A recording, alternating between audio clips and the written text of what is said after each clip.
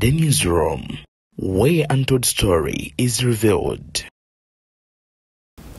Abazungu batadde Uganda kuninga lwa tweets za General Muhoozi Kainerugaba zagenda maaso n'okubanga sa ku mukutu gwa X batabukidde General Salim Saleh ne batwaliramu President Museveni ne bamugamba ayogere ne mutabani we oba sekyo bajja laba ate yakanava mu yebiraka nkugambye embeera nno yeeyongedde okubanga etabuka saidi zeeyo Ebuvanjuba nebugwanjuba ewaka wasigalawo ewasinga. Beyond the Newsroom gwe mukutu ogukuleetera ekyo ekisinga katiranga naffe ng'oyita ku noti 771 44 53 ne noti 744 26 45 na bino bikulu tetulanga bafere tetulanga basawo ba kinnansi n'abagwa mu koowe eryo mwebale kutuwagira. Thank you.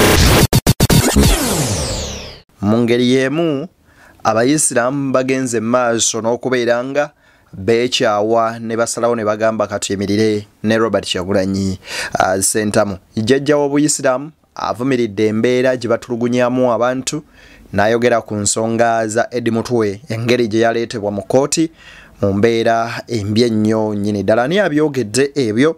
Jjajja w'obuyisilamu Omulangira Kassim Nakibinge.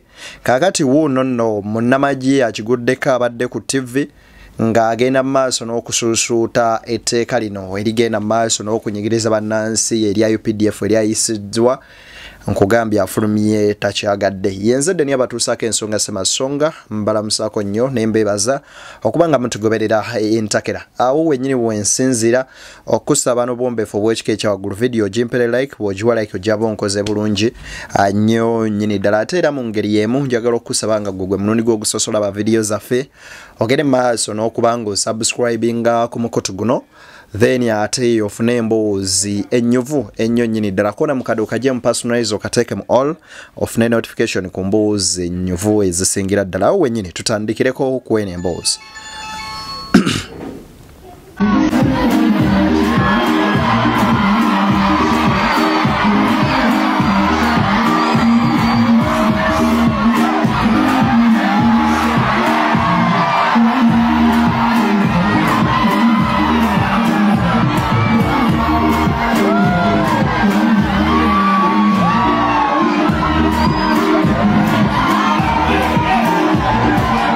Njagadde okubalaga video eno mugitunuulire tulabe wa eggwanga oba olyawo werituuse. Oyo nno ali mu kuzina amazina ago nga yeeyisanga omwana oba olyawo w'emyaka 18 minisita w'abaana n'abavubuka Balaam Barugahara era abadde ku mukolo ogumu nga General Museveni yagenda maaso n'okuba nga asomesa ku bya PDM n'okulambula ensimbi ze oba olyawo bye zikoze. Catherine kusaasira ku stage bayeekoze ebintu bingi.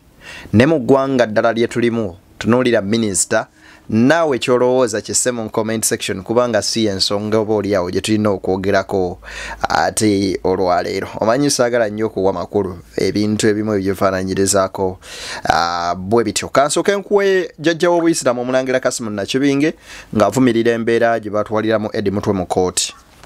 Ku TV nalabye omuntu nga aleeteddwa mu kkooti ninga omulabira ddala bamutulugunyiza mukube naye yennyini n'asaba omulamuzi amuyambe bamutwale mu ddwaliro bamuwe obujjanjabi.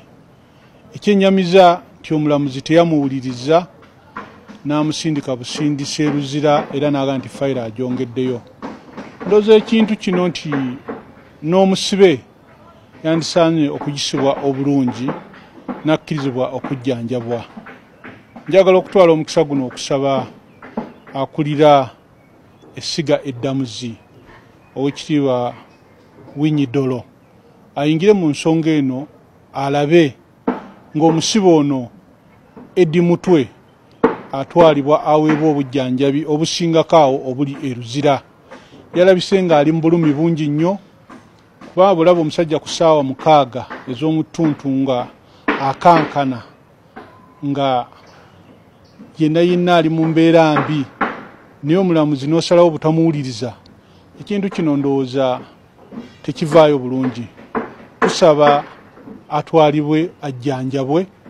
Tetugamba nti emisango gyalina bagimuggyeko naye bamutwale ne kiba kyetaagisa kumuteeka ku kiraana ng'aliko empingo naye ng'ali mu ddwaliro asobole okufuna obujjanjabi adde engulu. Tekikoma kwono yekka naye bwanga buli waliyo omusibe yenna atulugunyiziddwa baweebwa obujjanjabi ozisa omuntu omulamu oleme okukozesa muntu ate mugi. Eggwanga lino lyaffe ffenna ndowooza kyandibadde kirungi buli munnayuganda n'aweebwa ekitiibwa kye n'abanga ffenna tetutulugunyizibwa. Nga bwe nsabye abantu aba bulijjo n'abavubuka okuuma emirembe, nja kusaba n'abalina obuvunaanyizibwa okutukuuma nabo bakuume empisa, babeere n'obuntu bulamu, babeere benkanya, baleme kukola bintu bitulugunya. Ebigambo bino eby'omulangira Kassim Nakibinge ng'avumirira oba oliawo ebikolwa eby'effujjo bigenze maaso n'okolebwa ku bannansi n'okutuuka ku ssa omuntu okuleetebwa mu kkooti ng'ekyamazima amatuufu ali mu mbeera embi ennyo nnyini ddala, wabula n'asaba okumuwa medical attention bwe ne bamwongerayo bwongezi mu kkomera oba oliawo lisingako okweryo lyabaddemu. Ebikolwa ng'ebyo si birungi yadde akamu n'akeddagala. Kakati bano abasajja abazungu aba European Union oba EU bakyalidde Jerusalem Sale eggulu eyo ne bamugamba ku mutabani we Muhoozi, era bingi Andrew Mwenda byeyamuzzeemu byazze mu basajja bano oba oliawo byabakuddeko iwaya. Jjukira nti olwavuddawo omukulu n'ateekayo tweet ng'abagamba oba nabo baagala kuva mu Uganda nga balaba basuseeko bagende kiwavuddeyo amuwaga n'amugamba nti nabo bateekeko mu basement bayige olunyankole. Kale ebigambo ebyefaananyiriza bwetyo biyinza okuba nga biprovokinga. Wuliriza nnyo ebigambo bino yadde olulimi Olungereza lugaaye nnyo naye tujja bigendamu. Wuliriza. What we've tried to convey is we are worried about the reputational damage that this is causing in this country. And we would really, really like to see somebody, and not only Norbert Mao, speak out against this and say, sorry, this is a red line, you cannot cross it. But nobody does, and that is what is worrying. Why does it become the responsibility of the government in Germany or Britain or wherever to ask Uganda to leave its own ideals? You could perhaps be asking, does the German ambassador ask the US government to leave its own ideals? Yes. Every day, the America doesn't leave its own ideals. Yes, we do. Well, I have not seen you issue lectures and sermons to the Americans. Do we have enough copies of Andrew, even if it is our struggle, we have no right to oppress our own people or to torture them. You understand? And say they're in the basement and you say they're learning which language? Totally unacceptable. Thirdly, when you become in that office, you are no longer yourself. That's the institution of the country. That's a pillar of the state. You must be careful how you conduct yourself. We call a ceasefire, and then we sit down and talk about the situation here and there. My brother-in-law is a German, you know. Yes, I know. You know Hirma. Hirma is almost killing me. Your son, I said, but my friend. Your son is also your son. Get him and talk to him, but on his behalf, I can apologize, but I don't know what he will do tonight. Omukulu babateeka ku nninga bagamba omwana ebintu byawandiika nga byeraliikiriza oli n'atuuka okuwandiika ati ono ali mu basement yange ayiga lulimi luno ate era n'avayo na presentingwa mu kooti nga bamutulugunyizza okutuuka ku eryessa. Lwaki muba mulinnyirira eddembe ly'obuntu okutuuka wano? Andrew Mwenda waaviriddeyo n'ababoggolera ng'ababuuza lwaki beeyingiza oba oliawo mu nsonga ezitabakwatako. Bandisoose ne basooka batunuulirakoko ku oli ambasada wa America yali agenda mu maaso n'okubeera ng'oba oliawo abaleetako olusiddiiku n'okweyingiza mu ebyo ebitamukwatako. Wano nno we bamwanukulidde ne bamugamba nti Andrew Mwenda kyalina okumanya newankubadde nga muli mu ggwanga lyammwe nga lirina era democracy naye tulina buvunaanyizibwa bukwata muntu kubeera nga omutulugunya oba okutulugunya abantu baffeffe bennyini era ne babimunnyonnyola mu mbeera bwetyo naye kisinze okungwaza ennaku General Salim Saleh agambye nti anadda n'oli mukoddomi wange mujamani nalwaki mugamba nga ngamba yogera ne mutabani wo nange ne mugamba ayogere naye era n'agamba nti simanyi oba ki kyagenda tweetinga leero ekitegeeza amaze okukonfaminga nti Twitter account ye naye ekyennaku nti tebasobola mmukomako wano nno we basabidde abakulu bano boogere n'omwana oba oliawo kubanga ebigambo ebingi bya butwa nnyo nnyini ddala nga ku mukutu gwe gumu kwe yayita okusuubiza okukwata Kenya agisaanyeewo oba giwambe mu lunaku lumu mu wiiki emu egenda okuggwako ng'eweddewo ate era n'atuwa oda ne zitulaba nga zikolebwa kw'oteeka n'ebintu birala bingi ebiyita ku mukutu gwa X ogw'omwami ono ne gugenda mu maaso n'okuba nga ate bikolebwa. Kakati njagala tuwulirizeeko ku bigambo bino bya APAS Bagonza alina kyayogerako wano tuwulirize ensonga Ssemasonga. And for me sinategeera muntu awagira NRM rational gyakozesa okugiwagira because bintu bingi byeremereddwa okukola ebadde wano emyaka n'emyaka the same president ffenaffe bazadde baffe balina age gye batuukako ng'ate ffe ababalaga nti wano ebintu bwe bitambula kati this is how things work. Niyo muntu amala obudde bungi mu kifo man olaba entebe eyo si kaliya and I just feel so bad nti abantu balaba omuntu asobola okulaba okubeera nga president ng'akiraba nga kaliya nti nga gwe bw'ogamba nti gwe kaliya yo oli mulimi ti gugenda olima paka bwofa nga gwe bw'oyinza okugamba nti nze ndi computer technician nti ogenda kukola ekyo paka bwofu oba kitegeera si bwe kirina okubeera. Okusinziira ku APAS Bagonza agamba bakulu mugire muwummuleko ekyamazima muddeko ebbali n'abalala bagende maaso n'okulembera oba oliawo ebiganyi binaatererera eyo. Kakati nno n'omusajja mukulu beetutte nno ne Medadi Seggona studio era nga wana nnyo etteeka ly'amagye nga baligeze maaso n'okuba nga baliyisiza bakoze ekintu ekisinga oba eky'omuwendo. Wuliriza. Me, I want to congratulate the members of parliament yesterday who passed this legislation because I think they have rescued the people of Uganda. From what? This country was being pushed on the edge of the abyss. And I think some people joke too much.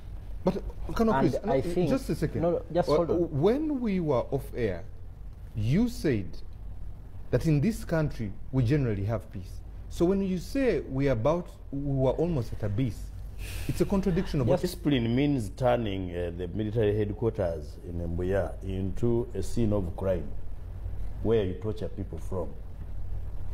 Then we cannot join in celebrating discipline in the army today. If discipline in the army means that your CDF can refer to the former deputy CDF as a buffoon and he gets away with it. If discipline in the army means that your CDF can threaten to kill anybody he wants, I will kill Bobby Wine, I'll kill Erweru if he doesn't use these small legs to run away.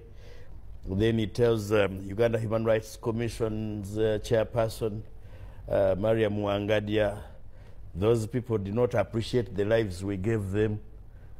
When this country was ushering in the regime, Mohoz was in primary 4, but he gave lives to those people serving in government institutions. Chris Magezi is a spokesperson for the CDF, right? He's now the acting Director of Defense Public Information. I congratulate him for the time he is still there. He's Mohoz as CDF was the first person to have a spokesperson. And for me, I celebrated that, thinking maybe we are going to have some sanity. He has the courtesy, the audacity to tell us about discipline in the army. I want discipline in the army. I am a beneficiary of a professional army. I am a beneficiary of the services they are supposed to offer. Now you can blackmail us with, you know, threats of insecurity. You heard him speaking about judges in a very, very condescending way. Get a random judge to hear that. You see, the problem that our army now suffers is an exaggerated sense of self-importance. Thinking because they hold the gun, there are the askaris outside, they can hold us at ransom. They are more important. Musajja mukuru Medadi Segona atwaraganye ne spokesperson wa CDF ng'agamba nga bwe bawadde nnyo abantu emirembe era bwe baleese eddembe wano n'ebigambo ebirala bingi nnyo nnyini ddala naye ng'ekyamazima matuufu oba oliawo bintu bino ebimu bikwasa ennaku ey'ekika ekya waggulu okulaba nga ebitongole byonna biyisibwamu amaaso nga ne bannayuganda bagenda mu maaso n'okubanga batulugunyizibwa. Abayisiraamu si basanyufu yadde akamu n'akeddagala era ono ye wuno Sheikh agambye abayisiraamu bane mulonde Kyagulanyi ffe tuwone ebizibu bino. Wuliriza. Temwerabira kulonda His Excellency Robert Kyagulanyi Ssentamu n'obwoba oli mulema muteeke ku kibegabega omutwale oyo omulema muteeke ku kibegabega omutuse ku baloti omugambe nti tiikinga wano ne bwaba mulwadde ku kibegabega ne bwaba mwavu timuteekewo amapiki muteekewo emmotoka zibatwale mu magambe nti ku byonna twagalako oyo muddemula ffe bakansala kale mutajja kutulonda mulondo oyo constitution ya Uganda oba oli awo eneeterera. Barakallahu fikum wa jazakumullahu khair. Byenkosezza mu bigambo byange munsonyiwe naye ate tuli mu ggwanga erijjudde omusaayi n'amaziga.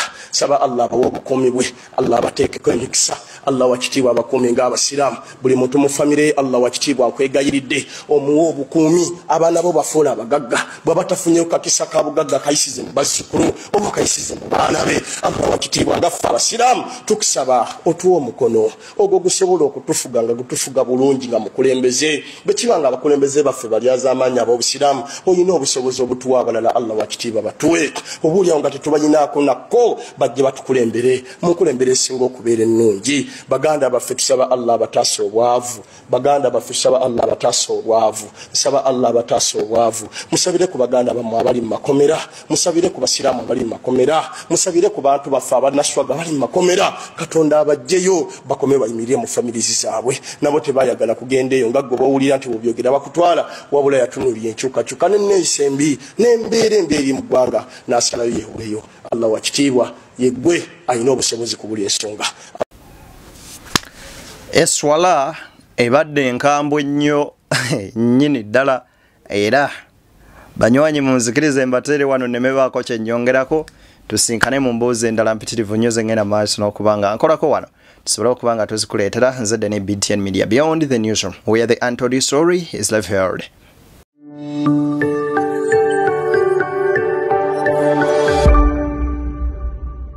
Beyond the Newsroom, where untold story is revealed.